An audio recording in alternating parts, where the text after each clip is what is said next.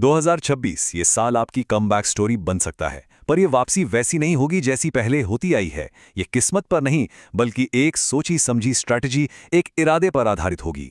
जरा एक पल के लिए सोचिए, साल है 2026, महीना है दिसंबर का। आप उस साल के अपने गोल्स की लिस्ट को देख रहे हैं और एक गहरा संतोष महसूस कर रहे हैं, क्योंकि हर एक लक्ष्य जो उस लिस्ट पर था अब पूरा हो चुका है। ये जो सफलता का अनुभव है, ये बेहद शक्तिशाली होता है। लेकिन इस कल्पना से बाहर आकर अब जरा हकीकत को देखते हैं। रिसर्च बताती है कि लगभग 95% लोग अपने नए साल के संकल्पों को पूरा करने में असफल रहते हैं। ये सिर्फ एक आंकड़ा नहीं है, ये एक आम अनुभव है जो लगभग हम सभी से जुड़ा है। तो मूल सवाल ये है, ऐसा होता क्यों है? ये जो असफलता है, ये कोई इत्तेफाक नहीं है। इसके पीछे एक तय पैटर्न है, एक तरह का साइकोलॉजिकल पैटर्न जिसे समझा जा सकता है, और जिस चीज को समझा जा सकता है उसे बदला भी जा सकता है। तो चलिए इस पैटर्न के अलग अलग चरणों का विश्लेषण करते हैं। ये पैटर्न अक्सर 5 चरणों में सामने आता है। पहला, अस्पष्ट लक्ष्य का जाल, जहां सपने तो होते हैं पर कोई ठोस योजना नहीं होती। दूसरा, प्रेरणा का तेजी से गिरना, जब शुरुआती जोश ठंडा पड़ जाता है। फिर आता है ध्यान भटकाने वाली चीजों का हावी हो जाना।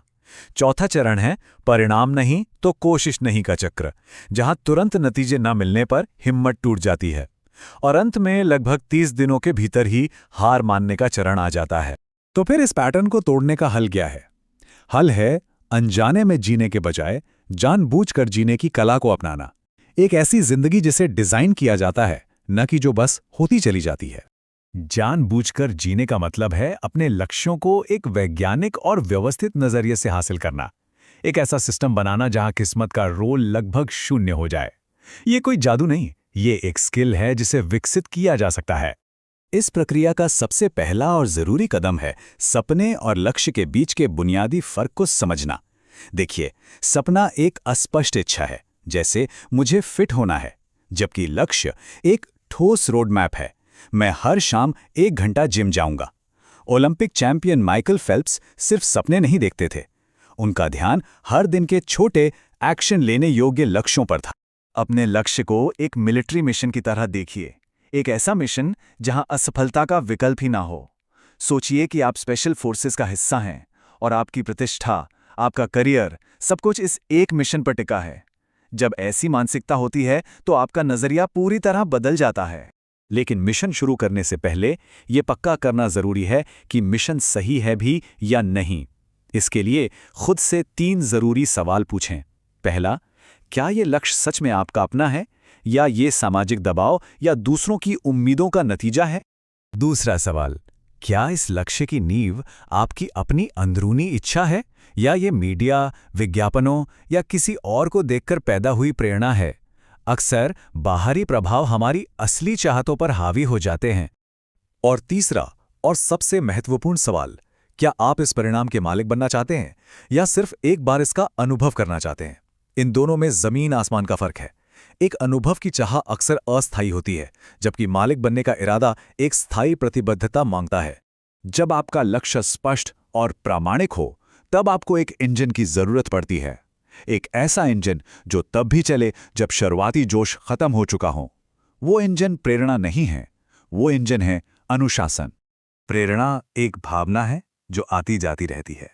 इस पर निर्भर रहना उस गाड़ी की तरह है जिसका पेट्रोल आप शुरू में ही तेजी से जला देते हैं।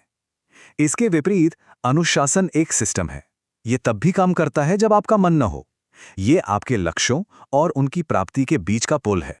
महान बास्केटबॉल खिलाड़ी कोबे ब्रायंट का कहना था, मैं खुद से सौदेबाजी नहीं करता। इसका मतलब साफ है, वो हर दिन खुद से ये नहीं पूछते थे कि आज अभ्यास करूं या नहीं। काम बस किया जाना था, बिना किसी बहस के। यही अनुशासन का मूल सिद्धांत है। अनुशासन के साथ एक और जरूरी चीज जुड़ी है, त्याग। इस दुनिया में हर कीमती चीज की एक कीमत होती है। एक बड़ा लक्ष्य एक बड़ी कीमत मांगता है। आपको ये स्पष्ट रूप से तय करना होगा कि आप उस लक्ष्य के लिए क्या छोड़ने को तैयार हैं। आराम, ध्यान भटकाने वाली चीजें या पुरानी आदतें। अनुशासन को लागू करने का एक प्रभावशाली मनोवैज्ञानिक उपकरण है दंड प्रणाली। देखिए, मनोविज्ञान कहता है कि इंसान इनाम पाने की चाह से ज्यादा नुकसान से बचने के लिए प्रेरित होता है। इसे लॉस अवर्जन कहते हैं। इसलिए अपने लिए इनाम नहीं, सजा तय करें। नियम तोड़ने पर ऐसी सजा जो आपको वास्तव में महसूस हो। अब हम इस ब्लूप्रिंट के अंतिम हिस्से पर आते हैं, अपने मन पर नियंत्रण। क्योंकि असली संघर्ष बाहरी दुनिया में नहीं, आपके अपने दिमाग के अंदर होता है। डेविड गॉगिन्स, जिन्होंने 19 घंटे में 101 मील दौड़कर एक असंभव सीमा को पार किया, इस बात का जीता जागता प्रमाण है। उनका मानना है कि शरीर की सीमाएं असल में मन द्वारा बनाई जाती हैं। शरीर कुछ भी कर सकता है, बस मन को इसके लिए तैयार करना होता है। हर किसी के दिमाग में एक आवाज होती है जो आलस और हार मानने के लिए तर्कसंगत बहाने देती है। इसका समाधान है उस आवाज को अनदेखा करना और उसकी जगह लेना। आपको अपने मन का कोच बनना होगा, उसका शिकार नहीं। और अंत में एक ट्रैकिंग प्रणाली बनाएं, क्योंकि जिस चीज को ट्रैक किया जाता है उसी में सुधार किया जा सकता है।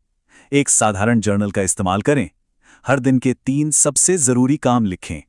हर हफ्ते समीक्षा करें कि क्या सही गया और कहाँ गलती हुई। और हर महीने ये जांचें कि आप अपने मुख्य मिशन की दिशा में आगे बढ़ रहे हैं या नहीं। तो 2026 आपके सामने है, एक चुनाव के रूप में। सवाल सिर्फ एक है, अंत में आपका जीवन दूसरों के लिए एक चेतावनी बनेगा या एक मिसाल? फैसला आपका है।